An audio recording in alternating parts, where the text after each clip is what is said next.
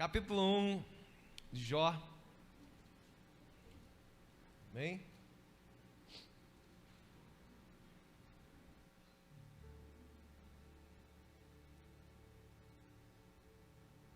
Logo no primeiro momento, nosso irmão Jeidi falava aqui sobre adversidades, liberando uma primeira palavra para nós no dia de hoje. E enquanto ele liberava essa palavra, eu estava olhando ali para fora, a chuva caindo muito forte, né?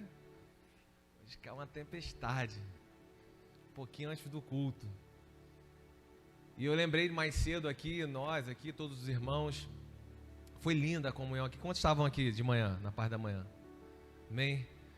Uma comunhão linda, um derramar lindo da parte do Senhor, que nós tivemos aqui, um tempo muito especial, intimamente para essa comunidade, para essa igreja, um tempo muito especial com o Senhor e com os irmãos, amém? Nós tivemos aqui pela manhã e eu olhei ali para fora, na parte da manhã, estava um sol, não é verdade? Mas estava um sol para cada um. E aqui em Itaboraí não venta igual em Cabo Frio. Aí a gente vem assim, a gente se sente sufocado. Eu parei no posto, pedi água pro garoto, joga água aqui no meu... Aqui, né? Parece que o ar não vem. Aquele sol que estava. E como é que em tão pouco tempo, o tempo muda, né? Como é que numa variação tão pequena de tempo, o sol brilhando, ele vira uma nuvem carregada, uma chuva, uma tempestade. E é sobre isso que a gente vai falar aqui hoje. É nesse ponto que nós vamos tocar hoje aqui, amém? E nós vamos ver sobre esses tempos que nós passamos e nós vivemos. Vou trocar a forma da frase. Que nós vivemos e que nós passamos. Vivemos sim, mas na força daquele que nos sustenta, passamos também. Amém? É na força daquele que tem nos sustentado, aquela destra que é poderosa. Glória a Deus. Vamos compartilhar um pouco, Jó capítulo 1, nós vamos lendo aqui, avançando nesse texto, mas no início diz assim: havia um homem na terra de Uz, cujo nome era Jó, homem íntegro e reto, temente a Deus e que se desviava do mal. Nasceram-lhe 7 filhos e 3 filhas, possuía 7.000 ovelhas, 3.000 camelos, 500 juntas de boi, 500 jumentas, era também muito numeroso em pessoal de serviço, de maneira que este homem era o maior de todos do Oriente, mais rico. Seus filhos iam à casa uns dos outros e faziam banquetes, cada um por sua vez, e mandavam convidar suas 3 irmãs e a comerem, a beberem com eles. Decorrido o turno de dias e seus banquetes, chamava Jó os seus filhos e os santificava. Ou seja, uma família criada com esses princípios, nessa verdade. Um pai que reunia os filhos à mesa, amém? E santificava, falava assim: levantava-se de madrugada e oferecia holocausto segundo o número de todos eles e dizia: talvez tenha pecado um dos meus filhos e blasfemado contra Deus em seu coração. E assim Jó fazia continuamente. No dia em que os filhos de Deus vieram apresentar-se perante ao Senhor, veio também Satanás entre eles. Estava tendo uma reunião e Satanás chegou ali. Então perguntou o Senhor a Satanás: de onde vens? Satanás respondeu ao Senhor e disse: de rodear a terra e passear por ela. Perguntou ainda o Senhor a Satanás: observaste o meu filho Jó? Satanás sempre está por aí, né? Está sempre rodeando, está sempre ao redor. É isso que a Bíblia fala, bramando como um leão. E é importante nós enfatizarmos isso, é como um leão. Não é um leão, o leão é o nosso, é o da tribo de Judá, o que prevaleceu e prevalecerá, ao qual todo joelho se dobrará e toda língua confessará que só Ele é o Senhor. Ele é o leão. Aleluia! Ele está por aí, rodeando. E aí Deus fala: observaste o meu servo Jó, porque ninguém há na terra semelhante a ele, homem íntegro e reto, temente a Deus e que se desvia do mal. Então respondeu Satanás ao Senhor: porventura Jó debalde teme a Deus? Ele está falando aqui, também é fácil, com tudo que o Senhor dá, com tudo que Ele tem, aí fica fácil. Acaso não cercastes a Ele e a sua casa com tudo que tem?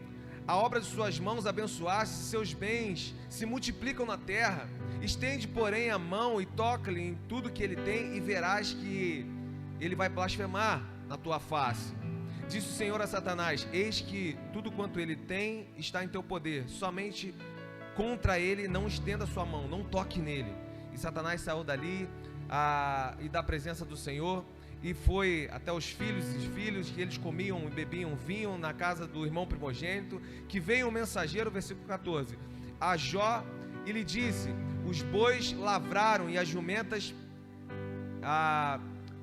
pasciam junto com eles. De repente deram sobre eles os sabeus e os levaram e o mataram os servos a fio da espada. Só escapei para trazer a nova. Falava este ainda quando veio a outro e disse: fogo de Deus caiu do céu e queimou as ovelhas e os servos e consumiu. Só escapei eu para trazer a nova. Fala este ainda quando veio o outro e disse: dividiram-se os caldeus em 3 bandos, deram sobre os camelos e levaram e mataram os servos à espada.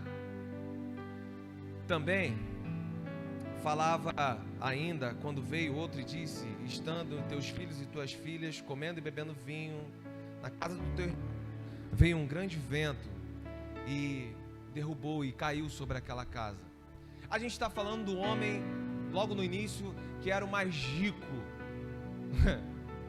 o mais próspero, e agora ele perde tudo. Só que no início o Senhor começa falando, esse homem era o mais piedoso da sua geração, porque ele diz: é íntegro, é reto e que se desvia do mal, ou seja, íntegro. Ele continua sendo aquilo que ele é quando não tem ninguém vendo, sozinho no quarto dele, com o celular dele na mão, com o computador ligado. Quando ele está em outro estado, quando ele está em outro país, ele ainda é o mesmo servo fiel. Aleluia! Esse homem aqui é reto, que tem a vida pautada pela justiça e pela verdade e por esses princípios. Aleluia! E esse homem é um homem que se desvia do mal, ou seja, deliberadamente santo. Algo pouco falado nos púlpitos das igrejas de hoje: santidade. Esse homem é deliberadamente santo, santo, em todas as situações. Satanás, ele fala assim: com tudo que o Senhor tem dado para ele, é fácil ele te adorar. Agora, se tirar isso, como será que vai ser? Deus olha para a terra sabendo que quem era Jó, e diz que pode tocar em todas as coisas, porém não pode tocar na vida dele. Aqui tem 2 pontos importantes. Quando Deus olha para a terra, como que ele te observa? Deus olha para a terra e observa Jó e fala: ali está um homem íntegro e fiel. Quando Deus olha para a terra, como ele observa a sua vida? E o outro ponto muito importante é que Satanás, ele não mede forças com o Senhor. Satanás não está brigando com Deus. Satanás está pedindo, porque ele é limitado diante do poder de Deus. Aleluia! Eu posso. Deus, olha, você pode até aqui, daqui para cá não. Fala sobre a soberania grandiosa do nosso Senhor sobre toda a terra. Ele continua sentado nesse trono e tem um governo de todas as coisas. Mesmo diante de calamidades, mesmo diante de situações assim, é Ele quem tem o poder e o governo. Aleluia! Então ele dá limite a Satanás. No verso 3, Jó não era apenas um homem piedoso, mas também o mais rico da sua geração. Ele perde tudo. Esse homem rico quebra, vai à falência, perde todos os seus bens. Por muito menos nós já vimos Irmãos, nós já vimos pessoas blasfemando contra Deus, amém? Nós já vimos pessoas, infelizmente, tirando até mesmo a sua própria vida, diante de um estado de falência, diante de uma situação em que perdeu tudo o que tinha. E será que agora, perdendo tudo que tinha, Satanás estava certo nessa tese dele, de que perdendo tudo que ele tem, vamos ver se ele vai te adorar, vamos ver se ele continua sendo justo, vamos ver se ele continua sendo servo, se ele continua sendo fiel? Será que agora, com a perda disso tudo, ele está certo? Só que ainda tem mais. Ele não perde só o seu dinheiro, ele não perde só a sua condição financeira, mas Jó, um homem cuidadoso, carinhoso com seus filhos, o pai que bota os filhos à mesa para poder abençoá-los, para poder falar dessa palavra, ele também, de uma vez só, ele perde todos os seus filhos. Tem muitos pais aqui, e nós não podemos imaginar, a não ser os pais que passaram por isso, qual é o tamanho dessa dor, perder um filho. E eu consigo mensurar menos ainda o que é perder 10 filhos, e de uma vez só. Chegar a notícia, depois de chegar a notícia que eu estou falido, logo após chegar a notícia, os seus 10 filhos morreram, agora, de uma vez só. Eu não consigo imaginar o estado desse pai. A gente passa correndo aqui nesses versículos porque a gente sabe o final. Aí isso às vezes não toma muito o nosso coração, porque a gente sabe o final. A gente sabe o que aconteceu, mas eu queria que você parasse aqui. Pare aqui nesse versículo. Imagina um pai levando 10 caixões no enterro. Imagina um pai ver 10 sepulturas, descer os 10 caixões, chorar os 10 caixões, jogando ali aquela terra. Imagina o pai sair desse cemitério. Imagina um pai, uma mãe voltar para sua casa. Imagina o que é agora recomeçar a sua vida. Não tem mais aquela mesa farta, não tem mais aquela mesa cheia, não tem mais aqueles que eles tinham com tanto carinho para compartilhar a mesa. Eu não posso mais falar desse Senhor para ele. Como recomeçar a vida? Como restaurar e refazer os sonhos? Como?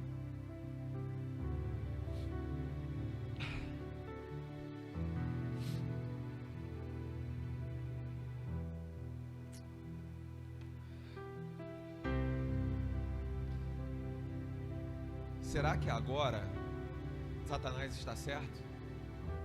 Será que agora realmente ele não é esse servo fiel? Será que agora ele vai blasfemar? Será que agora ele vai duvidar? Será que agora ele vai renunciar tudo que era, toda a convicção que existia dentro dele? A resposta está aqui no verso 20, quando diz: então Jó se levantou, rasgou o seu manto, raspou a cabeça, lançou-se sobre a terra e o adorou. Continuou o adorando e disse: nu saí do ventre da minha mãe, nu eu voltarei. O Senhor deu, o Senhor tomou, bendito seja o nome do Senhor. Em tudo isso que aconteceu, versículo 22, Jó não pecou, nem atribuiu a Deus falta alguma.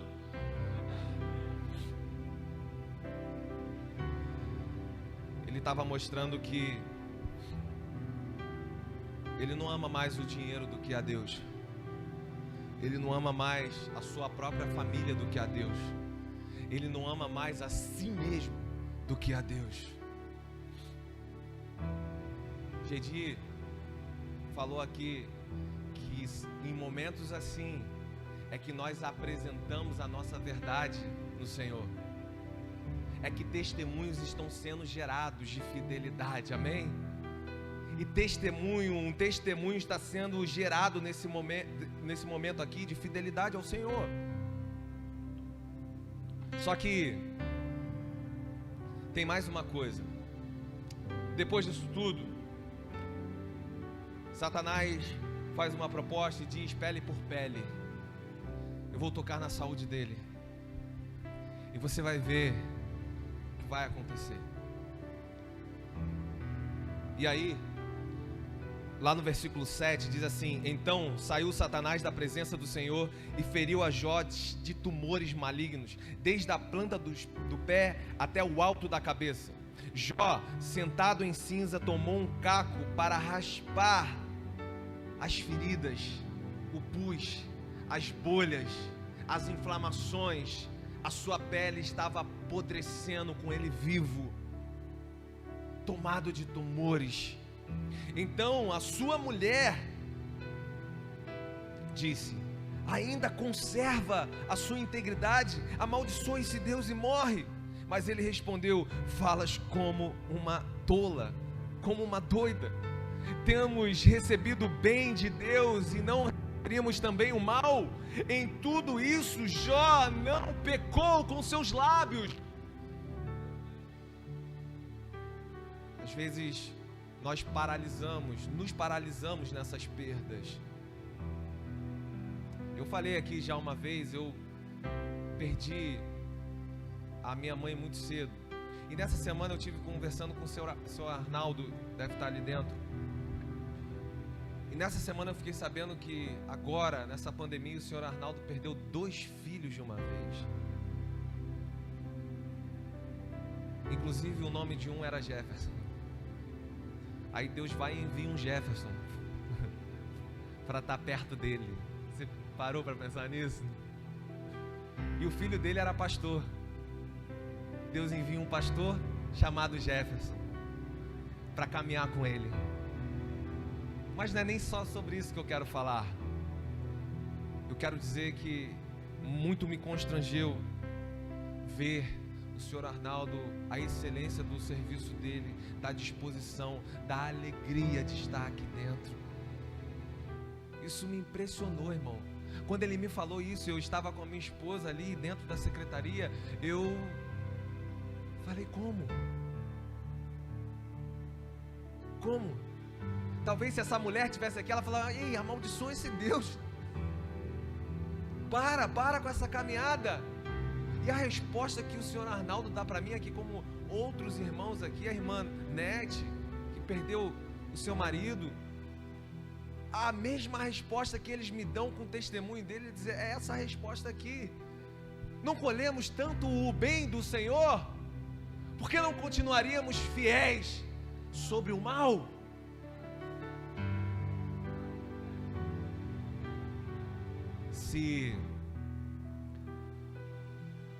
Se o Senhor falasse para o senhor Arnaldo: senhor Arnaldo, o senhor vai ter 2 filhos,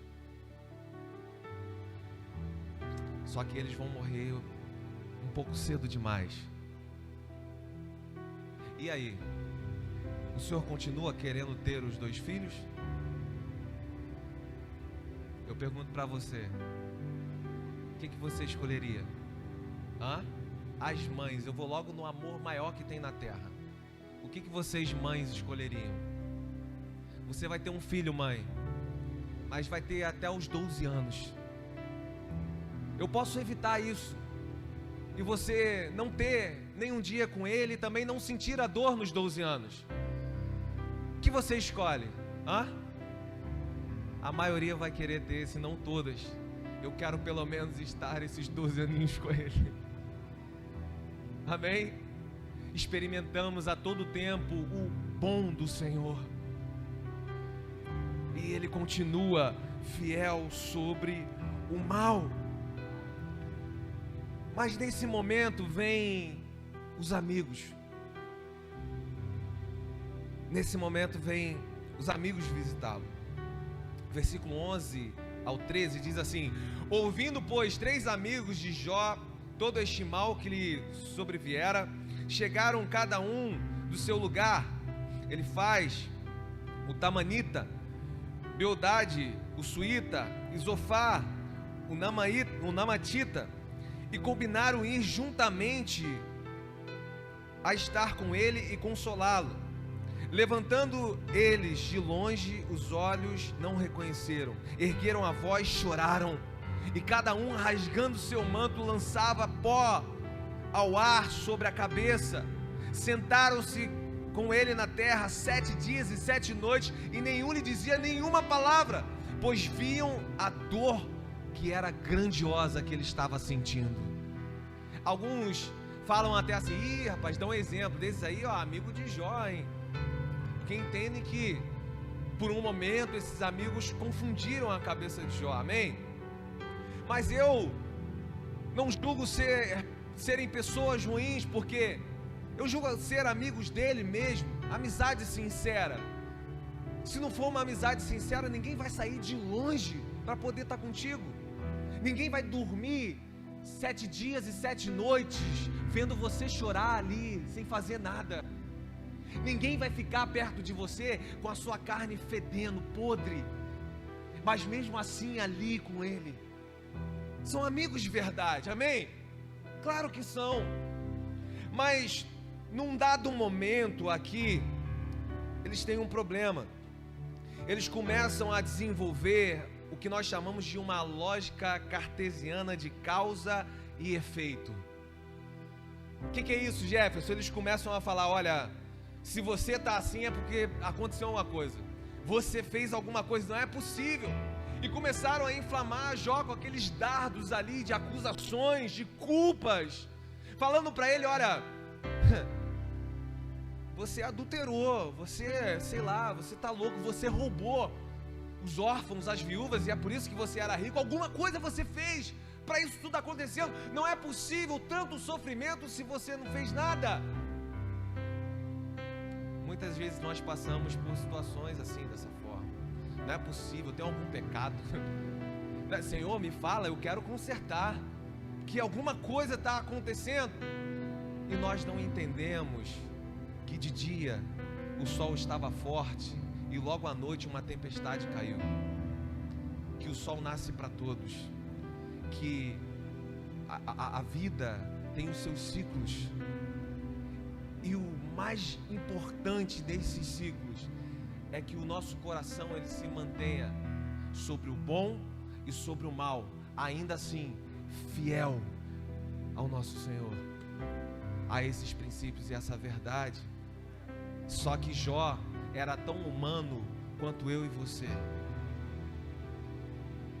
Só que no momento em que esses amigos começam a falar isso, o que Jó faz? Jó faz o que provavelmente nós faríamos. Eu não sei, na verdade, nem se você, nós chegaríamos até aqui. Depois dos 10 filhos, depois de toda a riqueza levada embora, depois dos tumores. Jó, ele faz 16 perguntas e 34 queixas para o Senhor. Ele diz: por que isso está acontecendo comigo? Não é possível. Por que eu não morri no ventre da minha mãe? Por que o Senhor não secou o leite, não empedrou o leite, secou o leite para que eu não bebesse os seios da minha mãe? Por que o Senhor não me mata de uma vez? Por que isso não acaba logo? Não está vendo? Eu continuo te louvando, eu continuo te adorando, eu continuo sendo fiel e tudo só piora. Me mata logo. Ele começa a levantar essas queixas contra Deus. E sabe o que acontece, irmão? Nada. Deus não responde Jó. Jó vive uma das coisas mais terríveis para um crente viver: o silêncio de Deus diante dessas circunstâncias angustiantes. o silêncio dele. Ele não responde nada dessas queixas e dessas perguntas. Perdeu todos os seus bens, perdeu seus filhos, o apoio da esposa, perdeu o apoio dos amigos. Não há mais saída, agora é o fundo do poço. Mas é justamente nesses fundos de poço que nós costumamos a olhar para o alto de uma forma diferente, que nós costumamos a olhar com uma esperança diferente, com uma experiência com Ele diferente.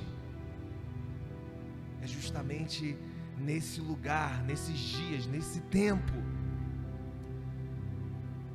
E lá nesse lugar, eu estou pulando aqui alguns capítulos para frente e resumindo essa história para mim e para você. Lá nesse lugar, Jó tira do seu íntimo, do mais profundo da sua alma, um brado, o pouquinho que ainda sobrava de esperança nele.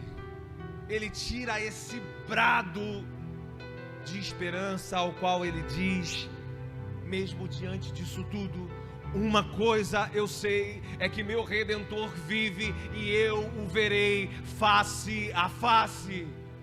Eu não tenho as respostas dele, as coisas não estão mudando aí fora, as portas não se abrem, mas uma coisa eu sei: o meu Redentor vive e eu o verei face a face. Mesmo diante dos momentos de luto, de dor, de decepções,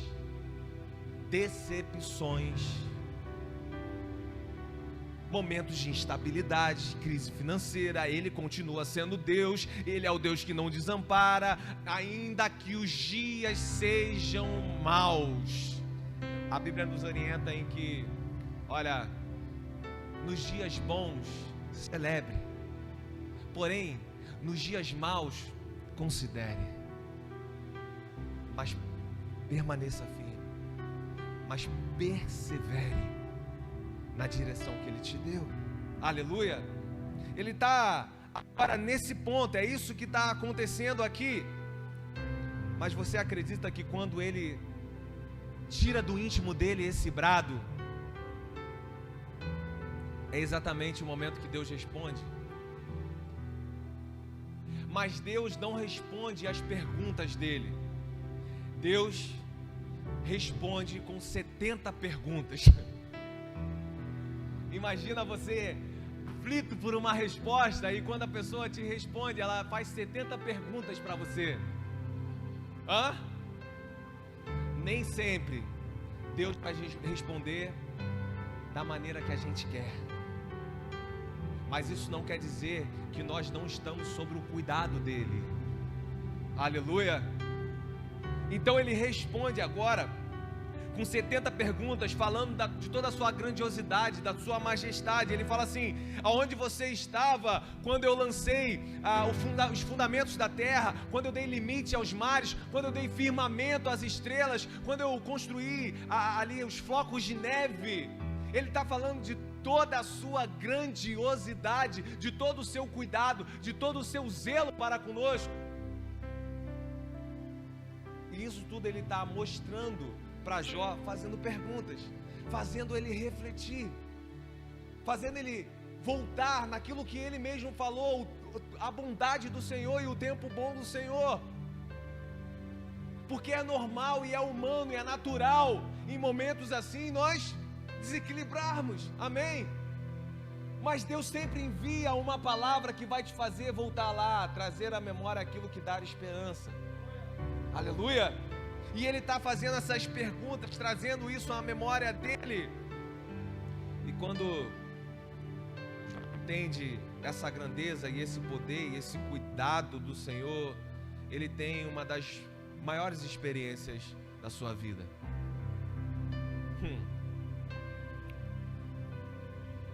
Ele vai lá para o capítulo 42. Tudo isso aconteceu, aí eu resumi em todos esses capítulos. E quando ele chega nesse ponto, ele tem essa grande experiência com o Senhor, que nós vamos ver aqui no capítulo 42. Mesmo não tendo as respostas que ele queria, mesmo não tendo os seus filhos ali, mesmo não tendo a sua vida financeira recuperada, mesmo não tendo mais os seus bois, as jumentas, mesmo não tendo a sua casa, mesmo não tendo mais tudo que ele tinha, depois dessa reflexão, das 70 perguntas que o Senhor colocou para ele, ele diz assim para o Senhor. Jó respondeu ao Senhor: bem sei que tudo podes, e nenhum dos seus planos pode ser frustrados. Quem é aquele, como disseste, que sem conhecimento encobre o conselho? Na verdade, falei do que eu não entendia, coisas maravilhosas demais para mim, coisas que eu não conhecia. Escuta-me, pois havia dito, e eu falei, e eu te perguntarei, e tu me ensinou. Eu te conhecia só de ouvir, mas agora os meus olhos te veem. Por isso me abomino e me arrependo no pó das cinzas, porque agora eu te conheço de forma diferente. As grandes tempestades, os grandes desafios, os grandes problemas que nos traz um Jesus apresentado de uma forma diferente, um relacionamento com Jesus apresentado de uma forma diferente, nos mostrando uma condição diferente nesse relacionamento. É isso que ele enxerga agora nessa experiência. Tivemos momentos turbulentos, nos guardou e se revelou em meio a esses momentos. Amém? Nos guardou e nos livrou. Quando eu olho para vocês aqui, eu vejo Jorge, que diante da turbulência não pararam pelo caminho, continuaram, entendendo que a fidelidade vai provocar uma transformação de ambiente, de tempo chuvoso lá fora para sol agradável aqui, faz todas as flores nascerem e ele é aquele que dá chuva ao tempo certo à nossa terra, amém? E a fidelidade em meio a momentos em que a terra não está produzindo. Agora, eu creio, irmão, chegou um tempo de chuva, o tempo certo da chuva para produzir aquilo que o Senhor tem para liberar através de uma igreja que continua se chamando família de Deus nessa terra. Aleluia! Aleluia! Eu falei isso de manhã. Foi uma outra palavra que nós ministramos. Depois você pode acompanhar. Se você não está inscrito, irmão, no nosso canal vai sofrer grandes transformações. Vai ser muito edificante para a sua vida, para as pessoas que você conhece. Se inscreva lá, SEI Itaboraí. Se inscreva no nosso canal. Vão ter as palavras lá. Nós vamos editar momentos só de palavras, uma playlist só de palavras, os cultos inteiros, as ações sociais, tudo vai estar ali. Amém? No nosso canal. Esse culto da manhã já está lá, onde nós falamos sobre Estevão, sobre essa fidelidade também, né? E nesse culto de manhã eu tive uma experiência essa semana com as irmãs, com a Elisângela e todas as irmãs das missões, onde nos reunindo, né? Eu e minha esposa, a gente já vem há um tempo trabalhando com redes sociais e marketing disso, então, enfim.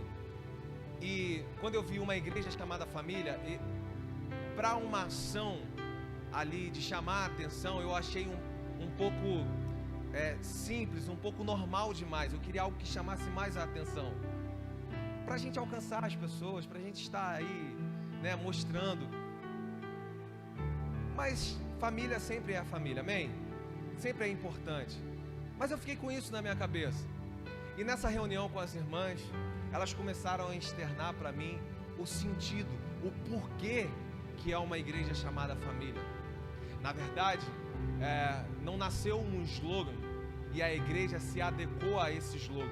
Não, nasceu uma família e o slogan se adequou à igreja. Aleluia! Então elas começaram a ministrar, começaram a falar para mim sobre um tempo de muita ação em prol dos que estão lá fora, de unidade, de alegria dentro dessa casa, de crescimento, de comunhão. E o nome, uma igreja chamada família, já era normal no meio dos irmãos, porque isso já era evidente, já era visível. Então o nome só foi um retrato do que já era. E isso encheu tanto meu coração, irmão. Encheu muito meu coração. Muito. Porque toda família tem tempos difíceis. Em toda família existe tempos difíceis. Em toda família nós temos discussões. Em toda família nós às vezes não concordamos uns com algumas outras coisas de outros. Amém? Porém, diante das instabilidades, o que nasceu no coração do Senhor continua sendo uma realidade na terra e no céu, continua sendo uma igreja chamada família, continua sendo um lugar de vida e vida abundante para tantos que procuram esse Jesus. Nós declaramos esse tempo dessa graça que restaura famílias, aleluia, restaura a família no seu lar, na sua casa, a sua família, o seu filho, os seus filhos, os seus pais, restaura a família em comunidade, a família de Cristo Jesus, alinha corações, limpa corações e tudo entra em entendimento novamente. Esse é o mesmo Senhor que está aqui, é o mesmo Senhor que operou milagres, é o mesmo Senhor que fala todas essas 70 perguntas para Ele, esse mesmo Senhor que transforma a vida, que cura, que restaura, é o mesmo que está aqui, e é o mesmo que não vai deixar, aliás, não deixou e não vai deixar uma família ser quebrada, uma família ser destruída, porque aqui tem propósito e plano do Senhor para as nossas vidas. Aleluia. A única coisa que nós precisamos é fazer como Jó. Sobre o tempo mau, Ele continua sendo Deus e Ele continua sendo bom. Sobre o tempo bom, Ele continua sendo Deus, Ele continua sendo bom. O que a gente precisa? A gente só precisa se posicionar diante de tudo que Ele tem estabelecido para nós. Sobre dias difíceis e sobre dias bons. Posicionados no lugar mais seguro, que é na destra poderosa dEle, na direção que Ele deu e no propósito que Ele estabeleceu. Aleluia. Porque dessa forma nós podemos virar uma página e ver o que acontece para os que permanecem fiéis. Uma página. E no versículo 10 diz assim: mudou o Senhor a sorte de Jó. Quando este orava pelos seus amigos, os amigos que estavam ferindo a fé dele, os amigos que estavam confundindo a mente dele, os amigos que estavam atrapalhando a convicção de fé dele, são esses mesmos amigos que o Senhor está falando aqui, que Jó estava orando por eles. Deus muda a sorte de Jó. Quando este orava pelos seus amigos, e o Senhor deu-lhe o dobro de tudo o que antes possuíra. Então vieram a ele todos os seus irmãos, todas as suas irmãs e todos quantos dantes o conheceram, e comeram com ele em sua casa, e se condoeram dele, e consolaram de todo o mal que o Senhor lhe havia enviado. Cada um lhe deu dinheiro e um anel de ouro. Assim abençoou o Senhor o último estado de Jó mais do que o primeiro, porque veio a ter 14.000 ovelhas, 6.000 camelos, 1.000 juntas de bois e jumentas. Também teve outros filhos, 7 filhos e 3 filhas. Chamou o nome da primeira geminiana, aí vai falar o nome dos filhos aqui. Em tudo Jó foi abençoado, e tudo foi restaurado pelo poder do nome do Senhor, pelo poder grandioso do Senhor. Assim como o período de mudança de estação com que nós já estamos vivendo aqui.